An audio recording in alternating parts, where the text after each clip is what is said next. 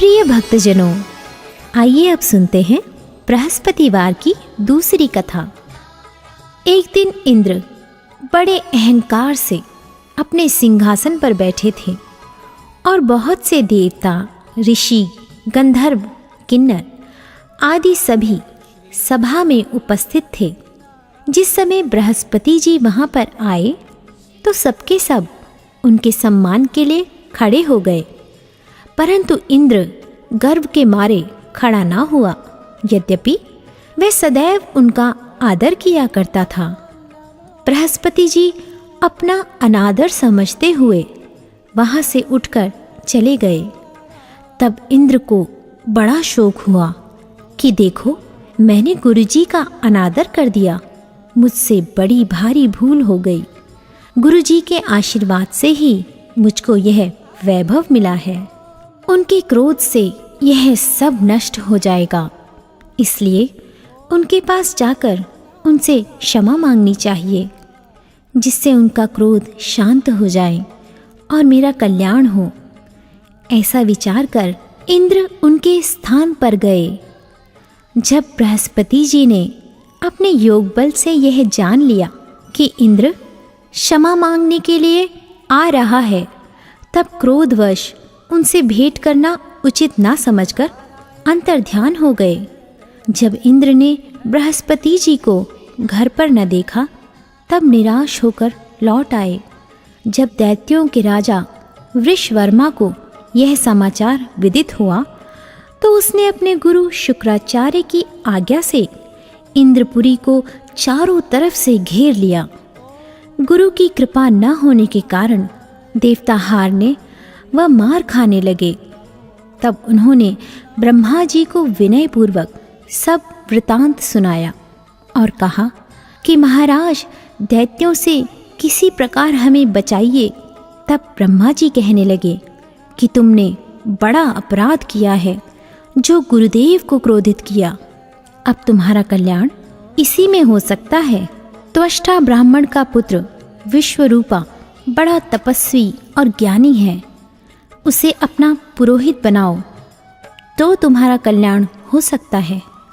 ये वचन सुनते ही इंद्र त्वष्टा के पास गए और बड़े विनीत भाव से त्वष्टा से कहने लगे कि आप हमारे पुरोहित बनिए, जिससे हमारा कल्याण हो। तब त्वष्टा ने उत्तर दिया कि पुरोहित बनने से तपोबल घट जाता है, परंतु तुम बहुत विनती करते हो, इसलिए मेरा पुत्र विश्वरूपा पुरोहित बनकर तुम्हारी रक्षा करेगा। विश्वरूपा ने पिता की आज्ञा से पुरोहित बनकर ऐसा यत्न किया कि हरि इच्छा से इंद्र वृषवर्मा को युद्ध में जीतकर अपने इंद्रासन पर स्थित हुआ। विश्वरूपा के 3 मुख थे। एक मुख से वह सोमपल्ली लता का रस निकाल पीते थे, दूसरे मुख से वह मदिरा पीते और तीसरे मुख से अन्नादि भोजन करते। इंद्र ने कुछ दिनों उपरांत कहा कि मैं आपकी कृपा से यज्ञ करना चाहता हूँ। जब विश्वरूपा की आज्ञानुसार यज्ञ प्रारंभ हो गया, तब एक दैत्य ने विश्वरूपा से कहा कि तुम्हारी माता दैत्य की कन्या है, इस कारण हमारे कल्याण के निमित्त एक आहुति दैत्य के नाम पर भी दे दीजिए तो अति उत्तम हो। विश्वरूपा उस दैत्य का कहा मानकर आहुति देते समय दैत्य नाम भी धीरे धीरे से लेने लगे। इसी कारण यज्ञ करने से देवताओं का तेज नहीं बढ़ा। इंद्र ने यह वृतांत जानते ही क्रोधित होकर विश्वरूपा के 3 सिर काट डाले। मद्यपान करने से भंवरा, सोमपल्ली पीने से कबूतर और अन्न खाने के मुख से तीतर बना।